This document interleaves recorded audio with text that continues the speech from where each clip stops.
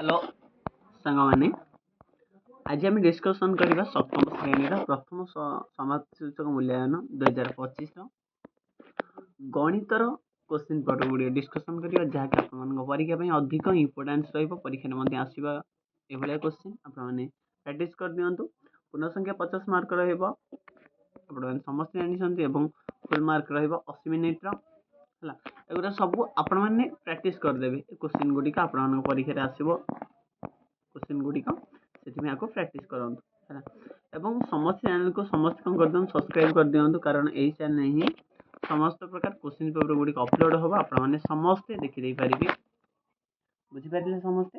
चलो देखिए बिना गणित क्लास टू को स्टार्ट करवा। प्रथम क्वेश्चन बंधनी मध्य ठीक उत्तर बाछिकी लेख गोटे क्वेश्चन नंबर क अपेक्षा 3 अपेक्षा कम संख्या केते 3 अपेक्षा कम संख्या केते तार आंसर लिखा लिखिए 3 अपेक्षा 4 कम संख्या केते है। क्वेश्चन 250 सेमी जे केते किलोमीटर हम आ किमी हम आप लिखिए। तब 6/7 सठिक भग्नांश किए 6/7 सठिक भग्नांश किए आप लिखा कह 6/7 सठिक भग्नांश आप लिखा लिखिपारे 3 का बणिकार कट आप जानते कर। तब 98,000 केते 99.8 into 10 to the power 4 or this 98 into 10 to the power 5 0.98 into 10 to the power 3 98.10 to the power 2 आप लिखिए। तब 1 नंबर 5 और -4 वियोगफल केते हम पूरा सिंपल क्वेश्चन आप उड़े आसवे क्वेश्चन गुड़िक 5/9 ब्रैकेट 5/11 भग्नांश 2 मध्य ठीक संबंधी बाछिक लिखा greater than less than equal less than equal लिखिए greater than equal less than greater than equal आउ कौन ग्रेटर दैन इक्वाल लिखिए। तो 6 नंबर देखो 6 नंबर दुईटी समांतर सरल रेखा को गोटे छेदक रेखा छेद कले पार्श्वस्थ अंतस्थ कोण द्वयर परिमाण केते हम 45 90 180 360 डिग्री आपने लिखिए। तब क स्तंभ ख स्तंभ लिखा भग्नांश मिश्रण करने 3/4 प्लस 5/4 भग्नांश फेड़ान 12/7 -5/7 25/12 -7/12 ख स्तंभ 3/2 1 2 2/3 आप लिखे। 3 नंबर देखो 3 नंबर जो चतुर्भुजर बाहु गुड़िकर दैर्घ्य समान ताकू डैश चित्र कहुए। तब क्वेश्चन परस्पर अनुप्रयोग कोण दुईटी मध्य गोटे 72 डिग्री हेले अन्यटी केते तो गोटे समकोणी त्रिभुज डैश टी समकोण रही लिखिपारे। तब 6 नंबर गोटे सरल जोड़ी गठन करुवा कोण दुईटी परस्पर कौन करती आप लिखिए। तब क्वेश्चन 4 नंबर देखो यहाँ हूँ 4 मार्क क्वेश्चन 4 नंबर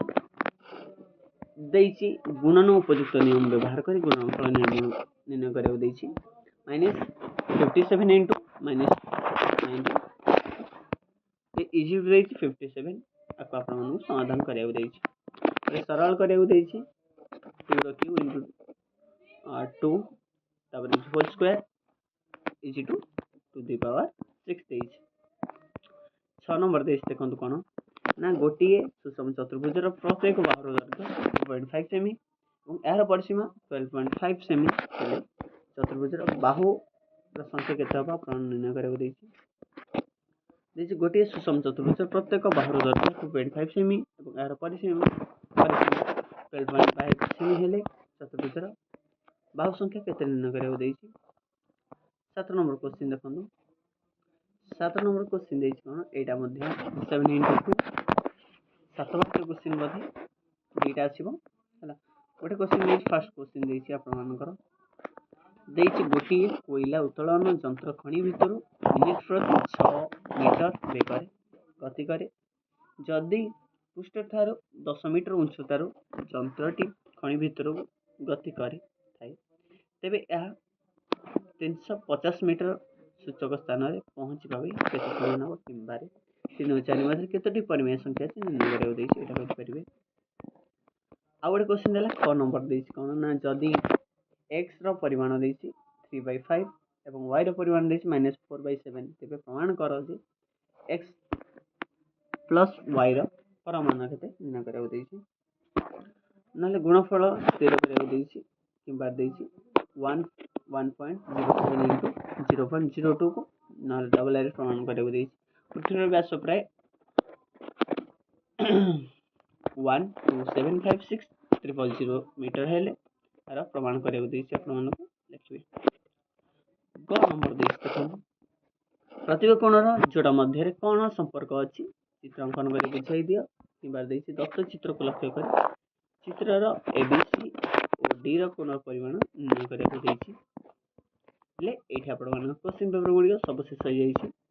ଏଥିରେ କ'ଣ କରିବେ ନା, ଆପଣମାନେ ପ୍ରାକ୍ଟିସ୍ କରିବେ